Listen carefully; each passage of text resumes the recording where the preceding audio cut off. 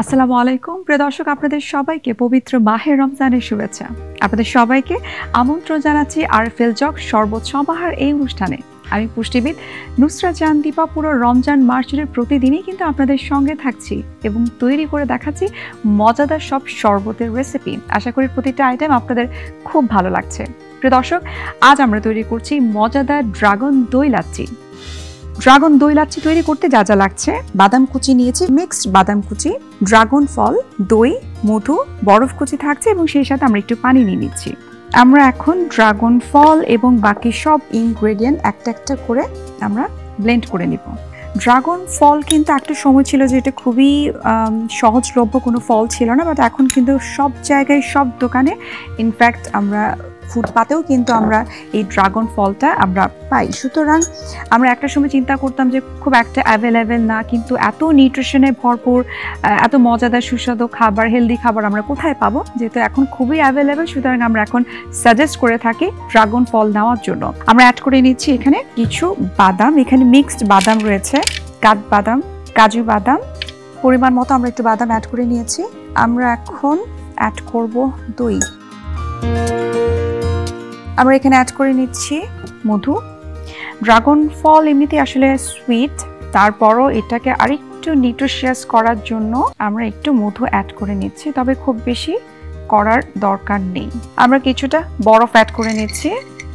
চাইলে আমরা বরফ কুচি না দিয়ে টোটাল শরবতটাকে প্রসেস করে আমরা ফ্রিজেও কিন্তু রেখে দিতে পারি।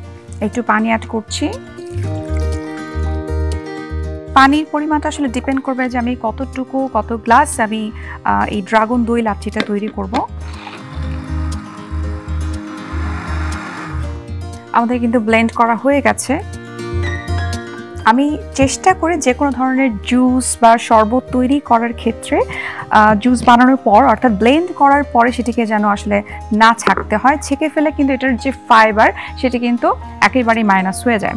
আমি এখন এই ব্লেন্ডিং যে জুসটা সেটিকে আমরা এখন ঢেলে নেব আমাদের সবার পছন্দের আরএফএল এর জগে, যেটি হচ্ছে 100% ফুড গ্রেড সম্পন্ন। ড্রাগন ফলটা আসলে দেখতে এমনিতেই অনেক সুন্দর। জুস করার পরে ডিফারেন্ট একটা কালার চলে আসে, মনে হয় যে ফুড কালার আমরা অ্যাড করেছি, বাট এটা ন্যাচারাল একটা কালার।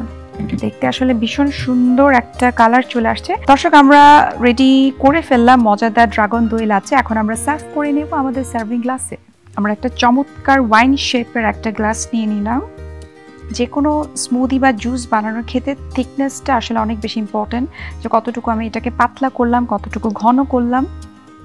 দেখতে আসলে ভীষণ সুন্দর হয়েছে, যেটা পার্পল কালার। সো আমি পার্পল কালারের একটা আমব্রেলা দিয়ে এটাকে একটু ডেকোরেশন করা ট্রাই করছি।